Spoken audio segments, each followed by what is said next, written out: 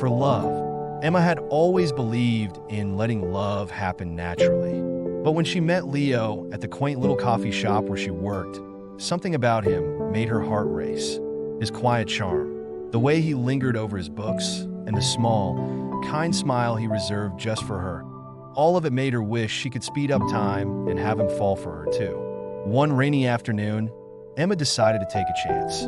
She noticed he always ordered the same drink, a caramel latte with a hint of cinnamon. She started making it before he even reached the counter.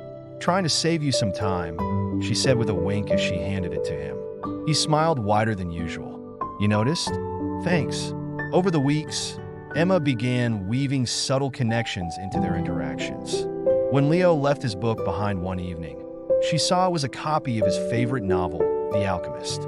She jotted down a favorite quote on a bookmark and slipped it inside before returning it to him the next day.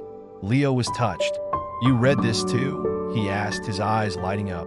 "Of course," she lied, deciding to read it later that night.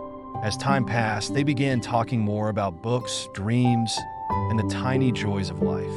Emma listened intently, laughing at his jokes, sharing her own quirks, and finding moments to genuinely compliment his kindness and intelligence. One day, she mentioned her love for art. To her surprise, Leo invited her to an art exhibit downtown. "I thought we could go together," he said shyly. Emma's heart soared. She knew this was the moment their bond was deepening. At the exhibit, they found themselves in front of a painting of two figures standing under an umbrella in the rain. "It's beautiful," Emma whispered. Leo glanced at her and smiled. "It reminds me of us. You know, the coffee shop, the rain, everything." Emma blushed, but met his gaze. "Maybe it's fate," she said softly. By being attentive, thoughtful, and authentic, Emma didn't just make Leo